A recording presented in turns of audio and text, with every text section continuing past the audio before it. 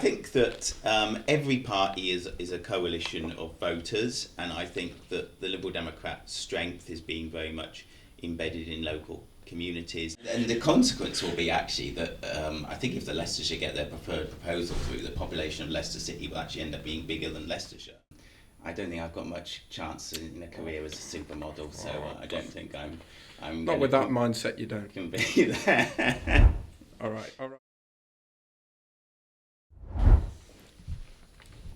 Hello, welcome back to Act in Haste, and welcome to Power to the Parish.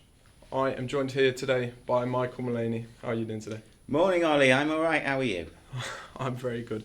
Okay, very quickly before we delve into it, introductory segment, register of interests. Okay, Councillor Cllr Mullaney, you sit on Leicestershire County and Hinckley Borough Council for Hinckley de Montfort. Leader of the Liberal Democrats on Leicestershire County Council, former leader of the opposition, obviously before the May elections, which we will get on to later. Leader, PCC for Hinckley Bosworth. PPC, not PCC. And as I've now coined you, when I was writing this, leader of the party of Middle England in the middle of England. There we go. And of course, the middle of England is now officially in Hinckley and Bosworth, because it used to be Meriden, hence the name, but they had a look and they found that actually the middle part of England is in Fenny Drayton in the Hinckley and Bosworth borough and constituency. Oh, so maybe it's actually Stuart Bray. Well, maybe I've ruined it now. Maybe. I've ruined it. Okay. Firstly, before we get into all the exciting things involving LGR and involving the May elections and that sort of thing, I just want to get a gist for the listeners of how you got into politics, why you got into politics, and why you got into the Liberal Democrat politics. So I always found politics interesting because obviously it's how decision making is taken. There were things that were going on in the country and the world that I didn't necessarily agree with, so politics seemed to be the most effective way of helping to shape things. In terms of Liberal Democrats, I had for a time been a member of the Labour Party, but I disagreed around the time of the Iraq War and also with things like ID cards and other things which I disagreed with. So I found the Liberal Democrats at the time under Charles Kennedy were the party that best fitted my sort of political views, which tend to be that whilst I believe in free markets, people having opportunities to be successful, we also need to support everyone and make sure there's quality public services, and we need to make sure that civil liberties and individual freedom is protected from the state. So that tends to be the sort of philosophical background that brought me into the Lib Dems. And since then, I've basically just become a long-term campaigner in Hinckley and Bosworth, councillor since 2011, stood for Parnt here since 2010, came pretty close last time in 2024, second place. So basically, most of my time now is spent campaigning around Hinckley, working for local residents, taking up local issues. Yes, and you are as obviously as well as sitting on the county council and being a borough councillor. You then were nominated to go and actually represent the Liberal Democrats in the constituency of Hinckley and Bosworth. What was that experience like? Standing for Westminster, it's good because obviously it's often an extension of the things you're doing locally anyway, and I think there is a general feeling that a lot of what needs to be done locally needs somebody to speak up for the area nationally. One of the big problems we have in Hinckley and Bosworth and Leicestershire more widely is that all the public services are amongst the worst funded in the country. So whether that's roads, pavements, education, health, police, fire service. So actually, if we want to change things locally, it needs somebody who's a strong voice nationally saying it's time to give Hinckley and Bosworth and Leicestershire a fair deal, and you can only do that by doing it at Westminster. So I stood at the last election. I've stood a number of times. I came a pretty close second at the last election. Oh yeah. And obviously I'm still campaigning because a lot of what I want to do locally does depend on things changing nationally. Yeah. And do you think that Dr. Luke Evans isn't getting isn't getting at what you want to do for Hinckley and Bosworth? Well, so Dr. Evans, the current MP, is much more visible than the previous Conservative MP, who was quite invisible, and I think that is a change. I think the problem was he was very loyal to the last government. He always voted with the government. He always went along with what they wanted. He supported Boris Johnson until the end in the confidence vote. So I think, unfortunately, he places himself far too closely to the party leadership to be able to fight effectively for the area, and I don't think he's shown much history of actually being prepared to be independent from the party line. And I think in order to get the resources and support that Hinckley and Bosworth needs from the government, it does need somebody who's actually prepared to be more of an independent voice and more prepared to go against the party line if need be. And he was very famously, I believe it was the Mirror, given the title Dr. Luke Heavens, wasn't he? Right. Are we looking at competing on that ground as well as a partisan front? In what sense? He was given the title Dr. Luke Heavens, wasn't he? He was voted the most attractive MP. Oh, well, I will leave that to others to judge. I don't think that I don't think I've got much chance in a career as a supermodel. So I don't think I'm not with that mindset. You don't. Can be there. I want to fast forward a bit. Okay, so local elections in May. Okay, we've done very well in the general election last year. Comparably, the Liberal Democrats. Am I right in saying that they'd never done so well in Hinckley and Bosworth? In a county, yeah, it was the best ever result in a county election. Yeah. Yeah. And then carrying on that momentum into May, you then see what the best result since 2017. 2 more county councillors elected, and you've done very well in the districts as well. But when I spoke to you at the count in May, when I was covering it for the Free Press and the Leicester Gazette, it was a strange dichotomy of, although you'd done very well, you had also lost the position of the opposition on the council to the local Tory administration. Just give me a gist of where were your feelings in the morning, heading off to go to the leisure centre and go to the count, and then what was it in the afternoon? So, firstly, I was obviously pleased to have been re-elected in my own Hinckley de Montfort seat. Yeah. I was pleased that we'd managed to make 2 net gains compared to 2021. In 2021, the results in the Hinckley and Bosworth area were 6 Conservative, 3 Lib Dems. This time around, it was 5 Lib Dem, 2 Tory, 2 Reform. So we made progress in Hinckley and Bosworth. It was our best ever council election result. Across the county as a whole, we'd gone up from 9 seats to 11. So the group was bigger, so I was pleased about that. Obviously, there was this sort of reorganisation of the vote on the right, so we'd gone from a situation where all the seats on the sort of right were Conservative. This time around, it's split with Reform getting most seats, and then the Conservatives, which meant the Conservatives became the opposition. I mean, the Tories lost 2/3 of the seats nearly they were defending. They went from 42 to 15. Yeah. And of course, you went from 9 to 11. Yeah. But of course, although that was a net 2 gain, you still re-elected another councillor who had left the Liberal Democrats and had stood independently, didn't yeah, there's one of the Oadby and Wigston councillors was re-elected as an independent. Yes. Yeah. But Labour, of course, they lost their 2, and one went to Greens. So there was a lot to talk about during the county council elections.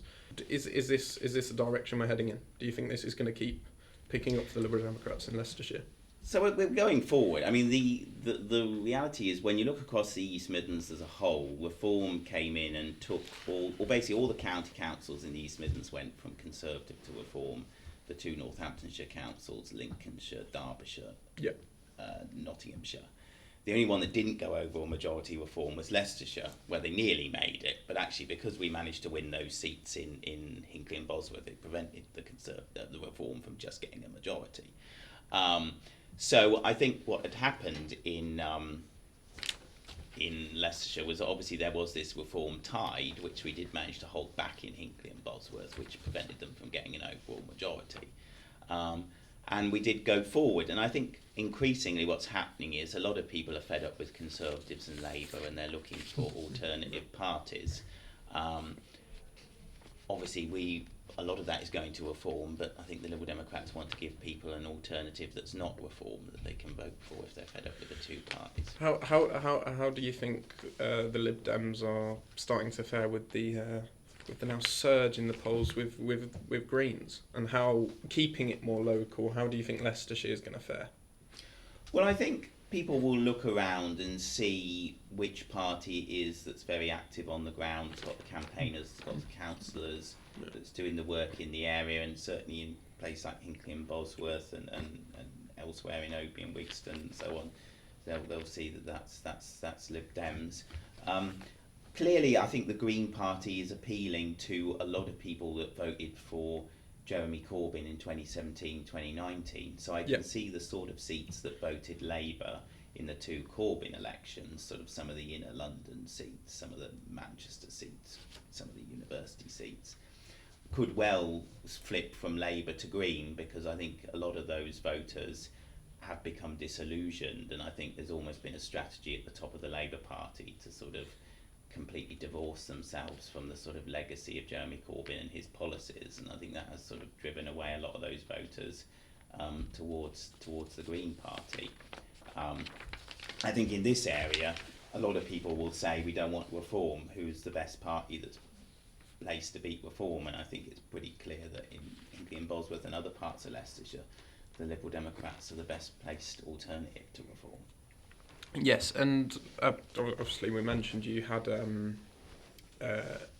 the elections in May, you had one in Sileby, a new Green Party councillor who's come in. But you don't think that's you're going to be able to replicate that throughout Leicestershire, and that the Lib Dems would be able to keep hold with it? Yeah, I think so. I mean, there's 11 Lib Dems, 1 Green. I mean, Naomi, who's the Green councillor, is very good. We cooperate with her on a lot of issues. We agree on a lot of issues on the county council. And clearly, in an area like that, the Green Party have managed to build up a lot of support. But I think in most of Leicestershire, if people don't want reform, it tends to be the Liberal Democrats that are the best option. You have a few seats, sort of like South Leicestershire. And traditionally here, which are normally quite safe Tory seats. But of course, Ed Davey's been doing the big sort of rally for what he called good-natured One Nation Conservatives to come over to the Lib Dems. Do you think that's what we should be pushing for? When I say we, I'm talking about you. So I think, Look, I think that every party is a coalition of voters, and I think that the Liberal Democrats' strength is being very much embedded in local communities, taking up issues on behalf of local communities. I think it's a policy of moderation, but also progressiveness. I think that a lot of people don't want what reform offers, and I think some of those people will be sort of progressive left of centre voters. Others may well be moderate One Nation Conservatives who value the importance of having a stable society and things well run. And I think the sort of Farage approach, which is about division, trying to blow things up, cause a very unstable society, is actually quite an unconservative approach. So I could imagine some people of a sort of moderate conservative mindset might well say, well, the Liberal Democrats are better in their sort of community-oriented approach, better fit for us than Farage's reform, which really just seems to be about being divisive and trying to cause as much sort of mayhem as possible. And sort of leaving the national politics and Hinckley Bosworth to one side. The main pressing questions I wanted to ask you today, which is the main reason I've asked you in, is that we are due to the white paper that was published in late last year, we are about to witness the biggest shake-up in local government we've ever seen in England. Well, since the 70s, but we've ever seen in England. And you have took it upon yourself to rally behind and I believe organise North City South, which is a campaign in Leicestershire, where you're sort of standing against both Leicester City Council and Leicestershire County Council in regards to how you want to see the county made up after all of the different council proposals are taken into consideration next year. Can you just sort of set up your table on North City South and how it differs from the two other proposals?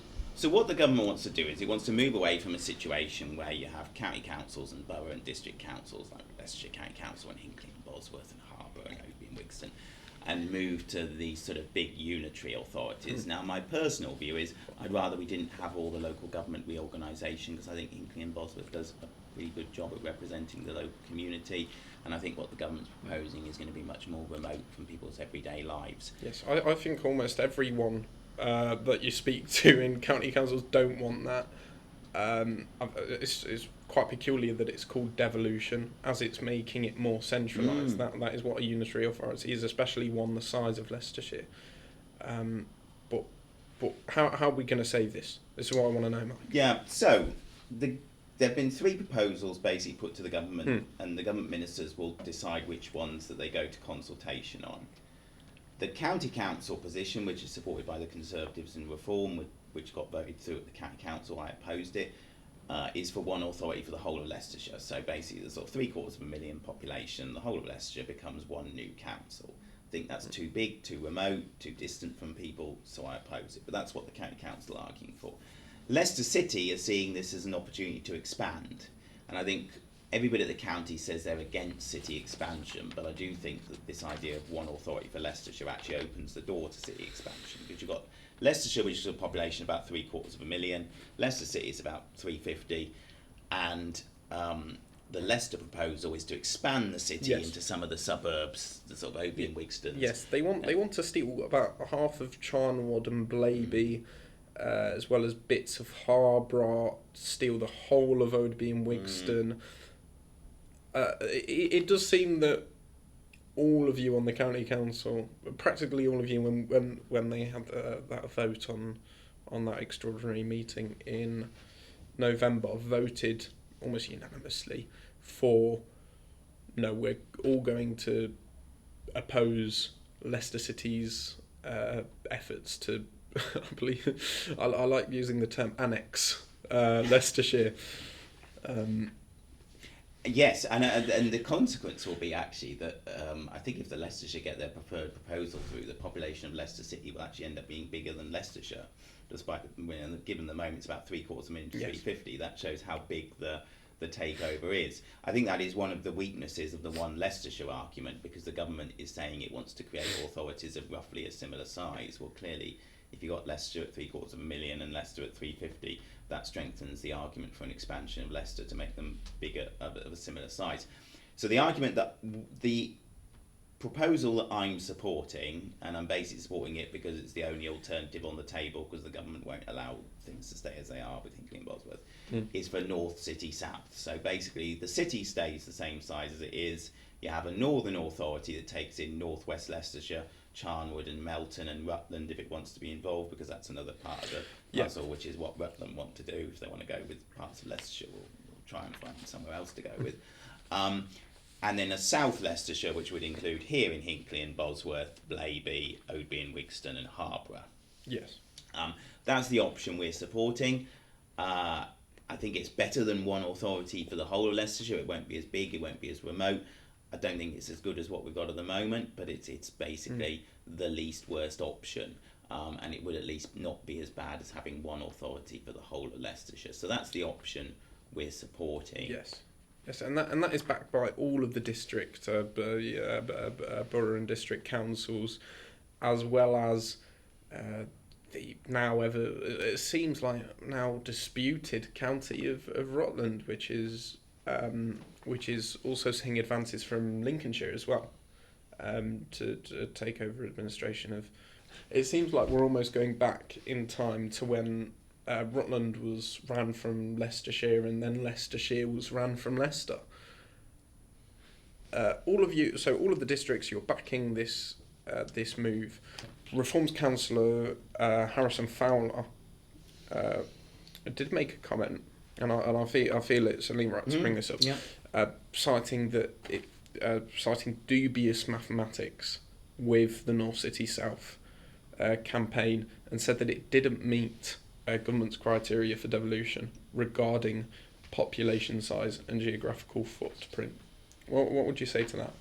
Well, I think it does. The reality is the government did initially say that it was looking at authorities of about 500,000, but I think it has been more flexible more recently and said it would look at authorities of about 350.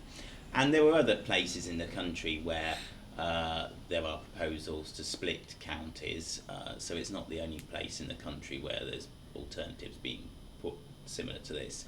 The reality is, I think the big risk of the county's proposal is because that Mr. Fowler and other people at the county support is that because they're putting forward one that is so unbalanced in terms of 750,000 in Leicestershire and 350 in Leicester, it just opens the door to the city's argument that it should have expansion to make the two authorities of a similar size. And apart from the government now being seen as more flexible with dealing with the wants and needs of local authorities, they would also say that keeping using the donut as as the Lib Dems coined it previously, using the donut model for local government reorganisation in Leicestershire, and you can see this sort of replicated all over the country, will sort of respect the cultural heritage of the county and its identity and not erode its borders. Why do you oppose that with Leicester on that basis, but then when it comes to the county you feel that you can sort of split it in half? So I think one authority for all of Leicestershire would be too big and too remote, which is why I want to split it. I think also there's literally no support for anyone to be brought into Leicester City, and so I don't think you will find many residents at all in the county that want to be brought into the city. And I just think that, you know, if you have an authority the size of Leicestershire, it's going to be too distant, too remote from residents. It's going to be very difficult for people to influence decision making. In a place like Hinckley, which is very much on the edge of the county, I think we'll lose out in one authority for Leicestershire at the moment by having a lot of controls and powers around Hinckley and Bosworth. We're able to make decisions which, you know, put sort of Hinckley's and Bosworth's interests first, but I think one authority for the whole of Leicestershire, I think the interests of an area like Hinckley and Bosworth, which is very much on the edge of the county, is going to be lost and forgotten, and I think that's a big worry. Whereas in a South Leicestershire authority, I think because it will be smaller, we'll have much bigger influence over what goes on. Yes. Yeah, the words from the City Council were that their proposal would establish two unitary councils for Leicester, Leicestershire and Rutland. The city borders would expand into neighbouring built-up areas and suburbs. In other words, taking over full boroughs, and a second unitary authority would bring together the rural areas and market towns that surround Leicester. Is Hinckley and Bosworth just a market town which surrounds Leicester? Is Melton Mowbray just a suburb? It seems that Leicester City Council have very little regard for. Yeah, I think Leicester City is basically after a land grab. They want to try and get more territory into the city. They want to expand the city. It's really just the desire of the Leicester mayor to have a much bigger authority that he can run and control. Well, he's going to lose his job, isn't he? When his job is made null and void. Well, unless he runs for a new post, but yeah, I mean, the reality is an expanded city is going to be bad news for people that are brought into it. I think a lot of people are concerned about the sort of lack of efficiency at Leicester City, and I think being drawn into it will raise a lot of concerns for people living in the suburbs around it.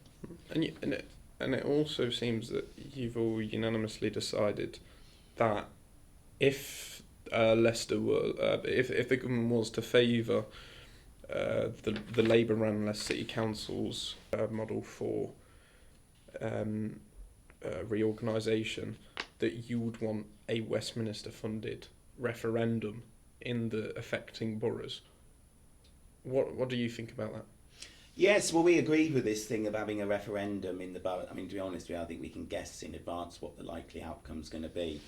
But certainly we would agree with having a referendum and letting people have their say. The government said they're not going to allow the referendum, I think, because they can guess what the outcome will be. But haven't they said that they wouldn't fund one, or that they wouldn't sponsor? The government won't support. No. So what's the sort of where do we go from here? Well, all we have to hope is that when the government ministers make the decision on which proposal they consult on, they won't consult on. I hope they'll consult on the North and South and City one, not Leicester's one. I mean, if they do try and push the Leicester City option and they do go to consultation, I suspect they'll find there'll be massive opposition from the public when they try and consult on it. Yes, because and I'm saying this as someone who's lived in Leicester my whole life. I imagine that everyone sort of in places like I'd be in Wigston and Blaby and surrounding and Charnwood and surrounding boroughs don't want to be pulled back in. Most of these people have come from Leicester. They don't want to be pulled back in. It's quite funny actually. I'll put one on the screen, but I worked it out. If Leicester was to get their way, Earl Shilton would be a 5-minute walk from Leicester City. There you go. That's quite a remarkable situation. Yes, blimey. Yeah. That shows how big. Puts a way of visibly imagining just how big a city expansion would be. Yeah. But okay, say we don't get North City South. Say that reform are right. It's unfeasible. It doesn't meet the criteria.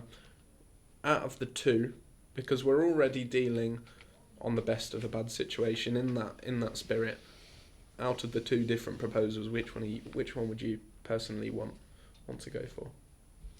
Well, I think both have serious flaws, so I wouldn't particularly want either. I mean, I suppose because people in Leicester don't want to be part of the expansion, it would probably have to be the county option. But I think both have got flaws and both have got problems. But I do think that actually in pushing the one county option, the county council, both the Reform and the Conservatives of the county council, are just opening the door to the Leicester City option being more likely to be picked. Yeah. Yes, and this sort of combined Leicestershire council without Leicester's annexation, they say would have 90 councillors for the whole of the county, because of course you're going to then go and replace those roles. But I can't remember if it was you, but specifically talked on that. It was raised, I think, because they would be councillors representing very big areas. Yeah. I think if you were to reduce it to 90, because it's the whole of the county, you'd end up having about a dozen councillors in Hinckley and Bosworth instead of the 34 that you have at the moment. So yeah, I think it would make the job of representing communities more difficult for some people, because they would be representing a lot of people. I think that the reality is it just really comes back to the whole thing that the county will be a much more distant authority. We're supposed to be talking about local government, but I think that creating an authority of 750,000 really just takes the local out of local government. Yes. And you no longer really have local government, and you can talk about it'll make it more efficient if you have this bigger authority running things. I don't think it's always more efficient having a bigger authority running things. Birmingham was one of the biggest councils in Europe, but it went wrong, and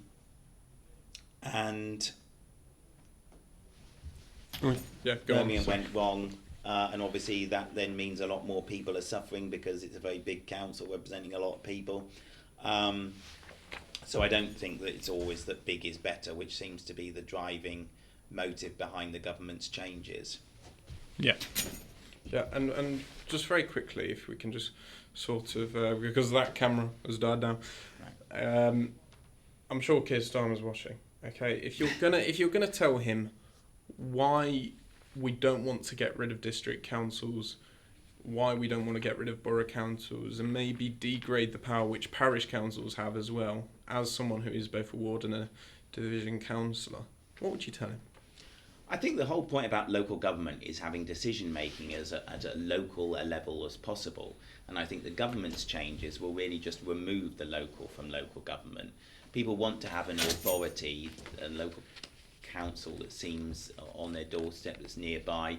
I think a lot of the disillusionment with politics at the moment is because people think that a lot of decision making is taken remotely and further away, and I think this will mean that decision making is taken away from local communities and is delivered in a much more remote, distant way. And I think that's the big argument here, that people do want to see things being done on a local level. That's what local government's about. And I think creating these huge mega councils that are going to be sort of 750,000 people will just make things much more distant from people's everyday lives. Okay, so I feel like I'm going to wrap it up there. Look forward to next week, where we will have County Councillor Bill Piper from Reform UK to give the other side of the argument on local government reorganisation in Leicestershire. Is there anything you'd like to say before we start? No, except thank you for inviting me on. I think the future of local government is an important issue in terms of how decisions are made at a local level. There's a lot of technical detail to it all, but actually in the end it's about decisions that are taken affecting people's everyday lives and trying to make sure that they're taken as a local level as possible and make sure that people can input into the things that affect them in their lives and in their local communities. Well, perfect. I'm going to leave it there, thanks. Okay, I will see you next week. Bye-bye. Cool. Is that all right? Yes, that is perfect.